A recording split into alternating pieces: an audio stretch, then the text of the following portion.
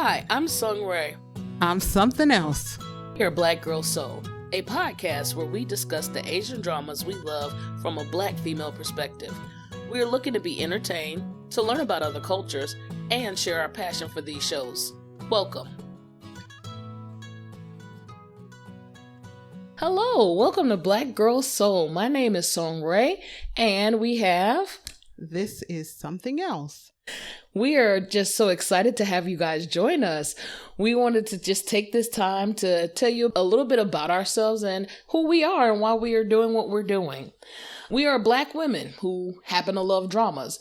We love things about them, the nuances, the way the storylines work, just things that are different about the American dramas and American television that we watch. Myself personally, I am what my counterpart, something else, calls a purist, because I only like Korean dramas. However, for herself, I prefer dramas from most Asian countries, with rare exception. I am a little bit of a snob. Yes, Korean dramas are at the top of the list for me, but I also watch Japanese dramas, Chinese dramas, not so much Taiwanese dramas. Some of you all know why. I don't need to go into it.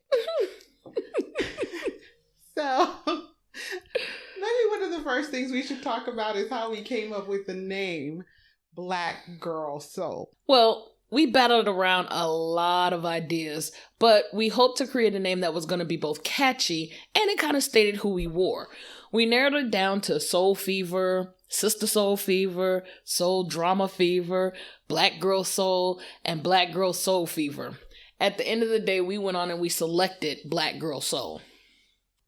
I think there were a couple of really corny and then also just really apropos ones. For example, I think one of ours was going to be Soul Glow. Yeah, Soul Glow. We thought about Soul Glow because we thought it would be so dope. And I was sure that our logo would be like a Jerry curl on a black female head with Soul Glow in the middle or something. And then we found out that someone had stolen it. Yeah, it was already in use. Right. We were going to steal it and someone stole it first. So I'll just tell you, because I'm sure you're wondering, how did Black women start watching Asian dramas? Number one, that's racist. I'm joking. But the reason we started watching, or the reason I started watching dramas, is because I love media in general. I love social media. I love music. I love books. I really love my television. And of course, if you're someone who loves media and you're not racist, or you try not to be, hello, one of the things I don't do is limit what I watch. I'm not just going to watch Black television. I'm not just going to listen to Black, quote unquote, Black music. I'm going to look at everything and listen to everything and try and ingest and learn from everything. So I was watching AZN television, and this was like back in the 2000s, before it disappeared. Rest in peace. It was a great channel, but it was Asian television. And so one of the first dramas I ever saw was My Lovely Samsoon. And it got to me right away because I was so Samsoon at the time. And so it's been something like 10 plus years, and my love of the dramas is still going. Well, for myself, for myself, something else is who hit me to K-dramas. She came to visit one day and she was like, oh, you have to check this out. And so I believe we even had to watch on the laptop, if I'm not mistaken. She had found some websites that hosted showing the dramas with subtitles. And she showed Attic Cat or Rooftop Room Cat, depending on what you want to call it. And I fell in love with the drama.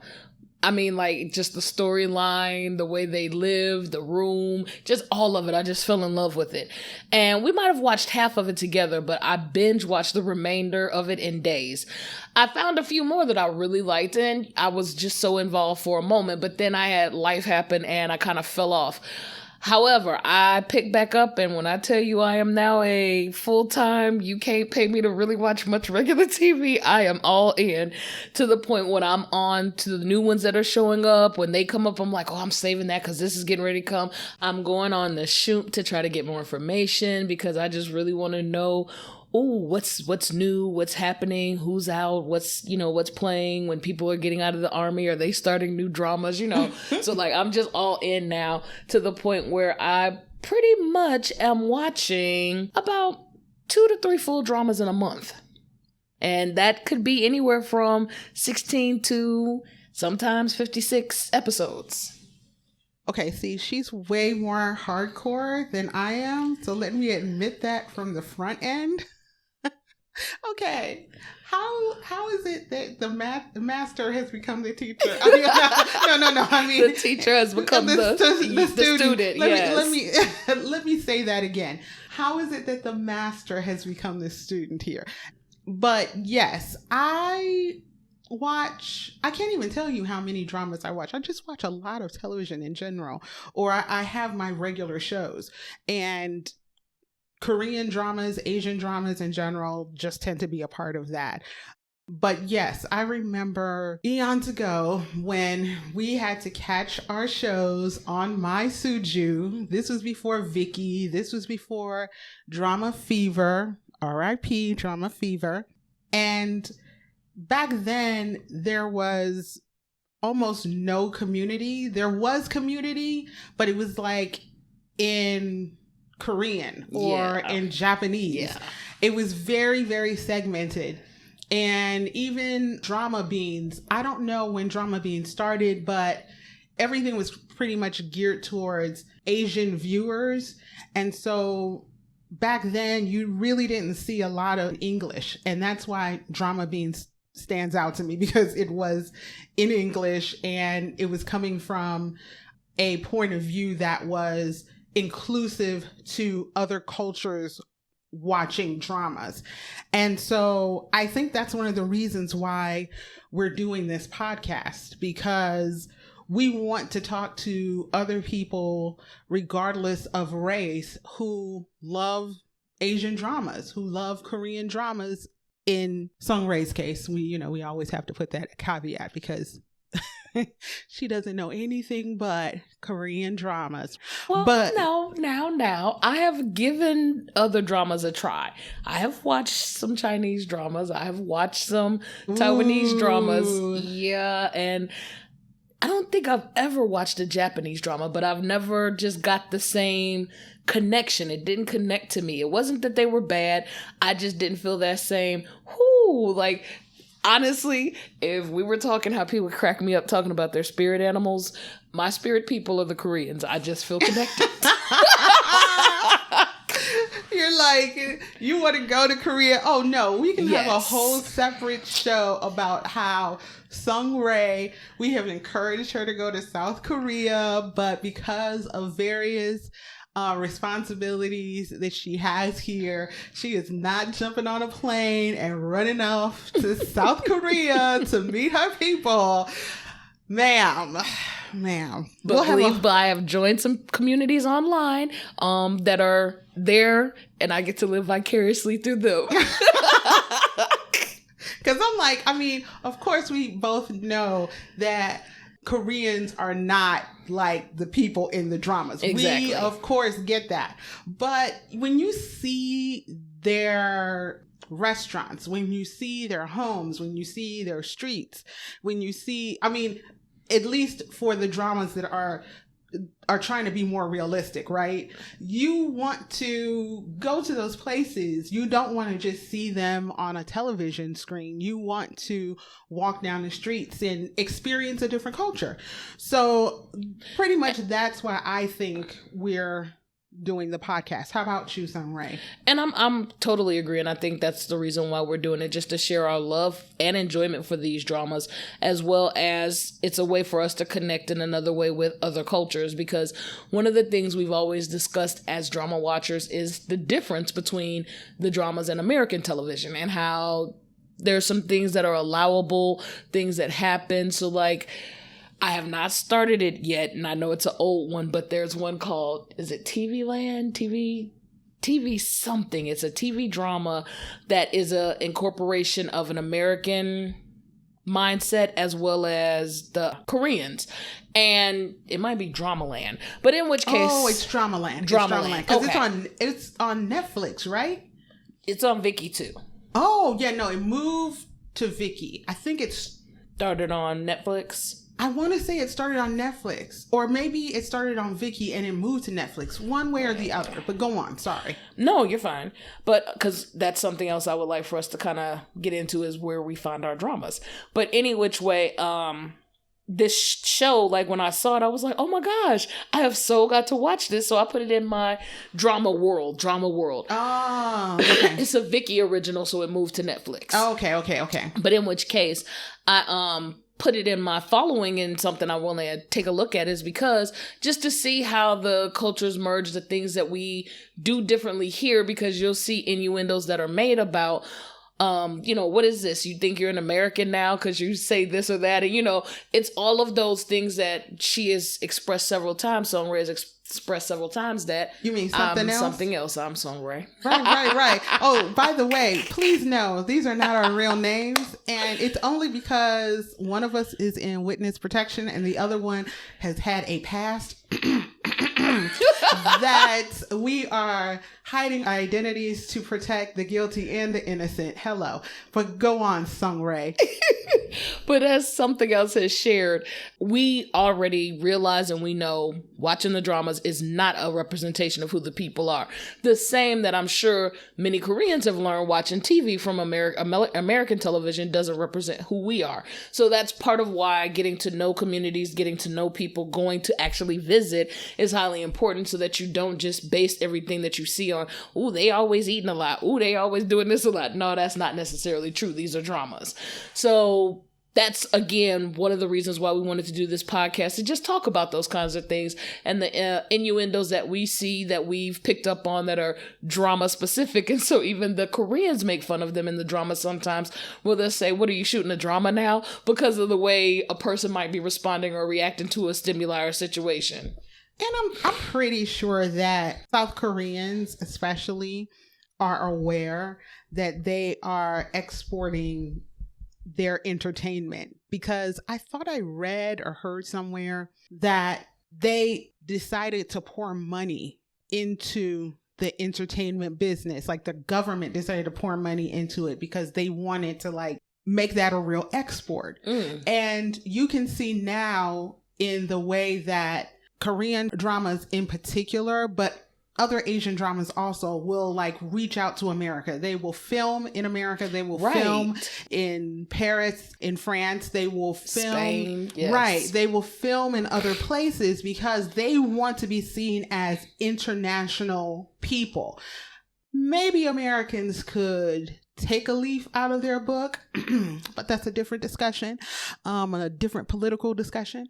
But Americans could do with reaching out more than I think that we do, because clearly other cultures are learning about us and becoming less ignorant, and that is always a good thing. Yes. So we frequently see in these dramas, and we happen to know it in reality because we follow people on YouTube who teach English as a second language. Americans in particular are going overseas to teach English because those cultures, those people want to be able to communicate. They understand that having an awareness of language, having a knowledge of other cultures helps them with their business, helps them on every level. To become a more global people. Right. And I think everyone is getting the memo and not necessarily Americans. Yeah, because I'm going to need us to go on ahead and step it up a little bit. Right. And not to say that I have not really, really, really, really considered getting Rosetta Stone for Korean. The only reason I did not do so is because I heard that it doesn't teach Korean well. Like, I heard that there are other programs that are actually better for teaching Korean than Rosetta Stone. So I'll find out, because I'm pathetic right now. Like, how is it that I know all of 5 words in Korean and I've been watching for 10 years? That speaks to me being slow. Anyway, go on, Sungray. And for myself, like, I'm laughing as she's talking about Rosetta Stone because I picked up Duolingo, and on Duolingo I am going through a course for Korean. So it's kind of helped in a little way, but for the most part, I've become able to understand certain things even if I don't see the subtitle. Oh, okay, they're talking about the grandmother. Okay, somebody has done something wrong. Like, I can pick up a few little nuances by listening, but me repeating it and saying it, yeah, not yet. Right. And mind you, more than likely, this is all skewed by the types of dramas that we watch. Like, maybe I would know more slang because I watch, I do enjoy the high school dramas. Okay. I tend to veer towards the romantic comedies, of course, the high school dramas. I don't really like the action-y TV shows. Yeah, I like anything that is, it's like I go both ways or both extremes. I will like the goofiness of a rom-com, but then I liked Search WWW because it was so like focused on current serious topics. How about you, Sungray? And I agree. I am a mainly rom-com watcher, but I do, and I'm not too big on the comedy aspect. So like, I do like comedy. I love to laugh. That's my thing. However, for some of them, it can become a little slapstick, and that's not really what I like. So I will lean a little towards having some suspense involved. I will lean towards having some action where you got drama or fighting and shooting and those types of things. What I don't do are the thrillers. I don't really like the thrillers at all. So when it has that thriller aspect, it'll kind of make me veer away somewhat. So like, there's one that I started watching that I was kind of really into, and the storyline was working for me, but then they kept coming to this killing scene, and I was like, I don't know about this, because y'all just keep pulling on this, and then you got somebody following her.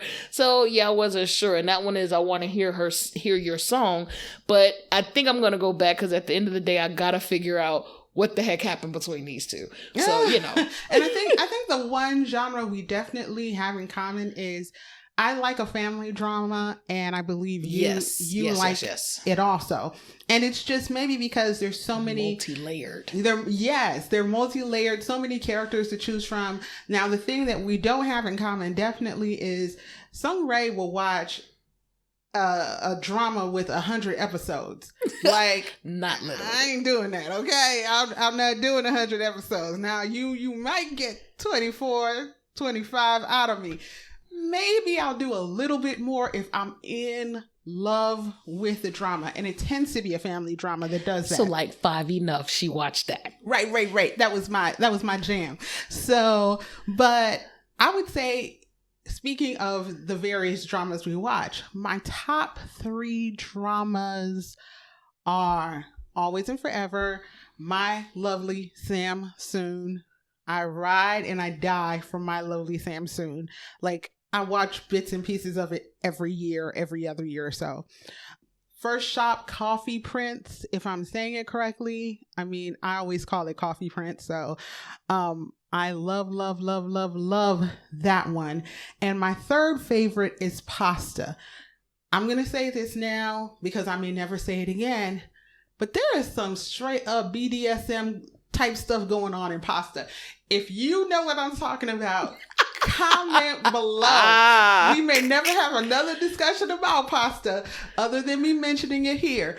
But I kid you not, like, dude's voice is fire. And at one point, he straight up has the female lead on her knees, like, in a submissive position. But that stuff struck me. I was like, what is going on in this drama? Anyway, those are my top 3. My Lovely Samsoon, First Shop, Coffee Prince, and Pasta. How about yours, Sunray? I think for me, my top one would have to be I have 2 that I just truly love. But one would be Ji Chan-wook. And so I really loved K2. I like K2. Another one would be I happen to love me some oh man, how did his name slip my mind that fast? But he is Boys Over Flowers. Curly hair boy? Yeah. Oh, Boys why am I Over forgetting Flowers. his name? I watch, and that's what I'm saying. How could I not know him? This is one of my faves, and I'm Lee Min-ho. Oh, Lee Min-ho. Okay. Yes. Because it's like when you say his name, I know exactly who you're talking about because he's that well known. Right. And you know what? It's like he replaced Rain. Remember when he was known as Bai for a while and also as Rain? He was like the hot guy for the 2000s. And then all of a sudden, Lee Min-ho showed up and took his crown. Him and that sad curly hair, that permed. What? No, that was a press and curl, wasn't it? That was. It did look like a press and curl, girl. Yes. I was like, dude, that's not naturally curly hair. Like, what are you doing? And I understand that, it was supposed to be for the time and be for the time, but also maybe match the comic, match the anime, right? Because in the anime, see, I've never seen the anime, right? So it's like sometimes they're trying to match the look, of the anime, and I was just like, but no. Yes, dude, it was hilarious. His hair was hilarious, but I loved him in that one. And that's what made me a fan of his. And I went and found everything he's ever made, everything Ji Chan-wook has ever made. But my final would have to be, and it took me a moment to get here because it's so new, but I just think it involved and it just had everything I ever wanted in a drama, would be Search WWW. I love the OST. I love the actors. I love the storyline. I love the cinematography. I loved almost everything about it. I would have gone for a different ending, but I love that they even left you in suspense because you don't know how it officially ended. You don't know that they get together. So that's one of those, that was a good drama. That was a real good drama. And actually, Sung Rae was the one who hit me to it because when she first mentioned it, it seemed really harsh. Like I was unprepared for that level of quote unquote realism. But I 2 episodes in, I was in love with it because I always like strong female characters. I understand if she has to start off a little bit weak because throughout the series she's going to build her strength up or whatever. I don't like a weak female lead, and I hate a male lead who's wishy-washy. So one of the things we have to acknowledge then is that our viewing habits are a reflection of who we are, what we bring to the table, what we're looking for, right? Speaking of viewing habits, I would love to go ahead and just segue in and talk about ways that I watch dramas. Right. So one of the things that as a secondary watcher, I learned through someone else. When I first came in, I believe whatever way something else showed me was the way that I just kept following. But then as I kept going in, and I'm like, well, shucks, I can't get this one with the subtitles. Or I can't get that one with the subtitles. I started digging. Right. And in my digging, I was able to find things. And so even though she would share with me still oh, girl, I'm watching on, what's the one that just closed on us recently? Drama Fever. I'm watching on Drama Fever. Okay, I'll pull that up and I'll look here. Or I'll pull something else up and I'll look there. But I know that for a while, my biggest one was I think it was Masuju. Masuju? Right. Was the one that I did the most watching on. And then I eventually fell over here in the land of Vicky. I don't even know how I got to Vicky, but I got over here to Vicky. She shared with me that Netflix was now, because like I think we both had kind of seen it, but she realized that they had a for real population of them. And share your story about you and Netflix. Right. So let me say that, as I said before, I started with ATN Television and then a number of independent websites and blogs that would have some dramas. So sometimes it was so like sketchy that you'd watch some episodes on one blog, then you'd have to bump to another blog, and then you started having like a list of blogs you would go through when you were watching a show, and it was very unstable. It was so hard, people. It was so hard to watch your drama back in the 2000s.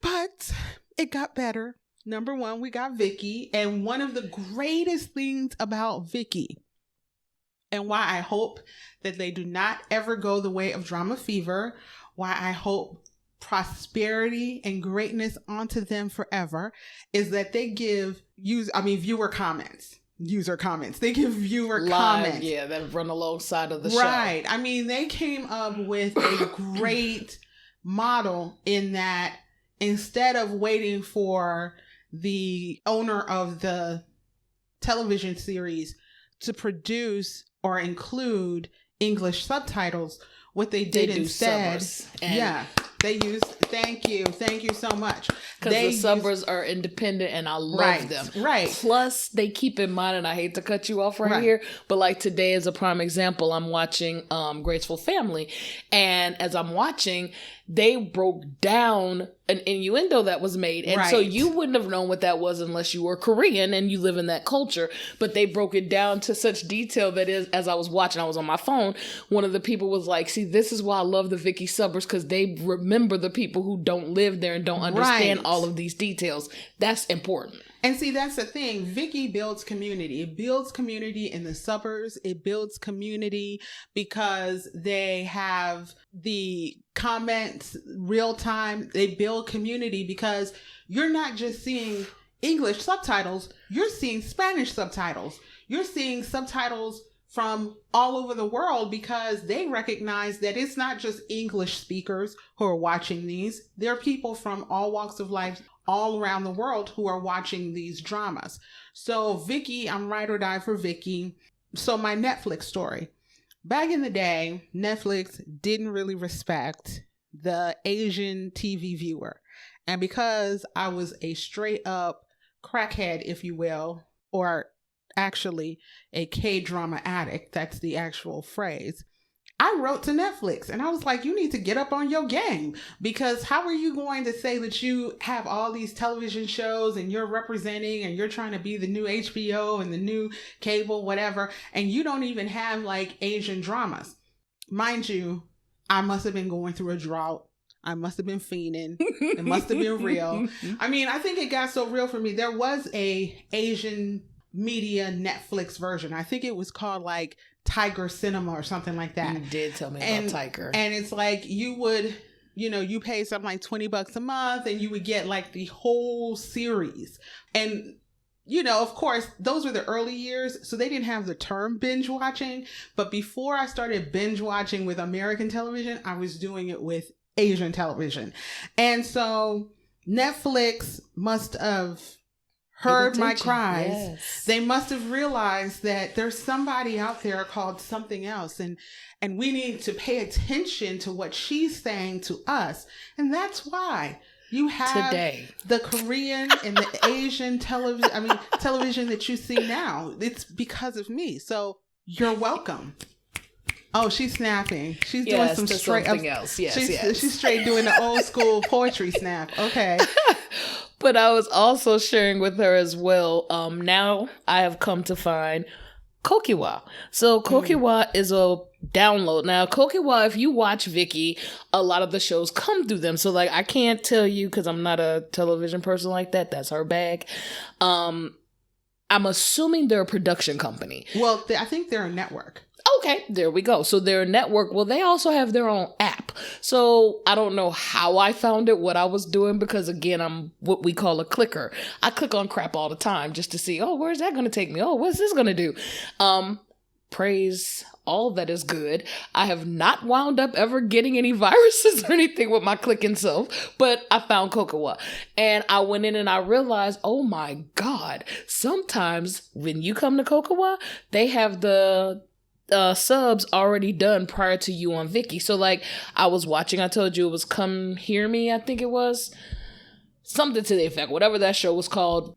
No, I didn't tell you guys about the name. I just told you guys what the show's title, what it was doing. So I was sharing with you guys about the show I was watching where it has a little bit of thrill in it because the killing that occurred, and I just really want to know now what happened with the couple. It's called I Want to Hear You Sing Your Song. Well, I started watching it on Viki, but Viki, because again, they have subbers who are community-based and it is not a paid gig. They are doing it just for the love of, I want to share, this stuff with the world. They do that when they can. And so sometimes it doesn't happen as fast as you would like. But over on Kokawa, when the show uploads, it's already got the subs. So I was like, whoop, whoop. I downloaded that and I've been using that as well. So I go back and forth. Because again, I like the concept of Viki and I like what they do with it. So I will stick with them and I'm not trying to throw them under the bus by any means. They get all claps and praise from me. I love them. So to end this first episode, I guess I can ask the question, since this is where we're ending, what and where do you find your dramas? What sites, what apps do you go to watch your Asian dramas? What are your favorite dramas?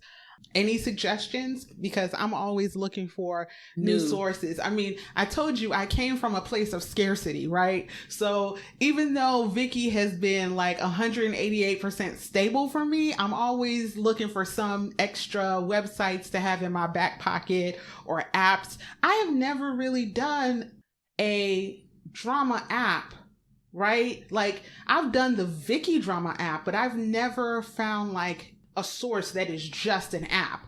So if you happen to know, please let us know.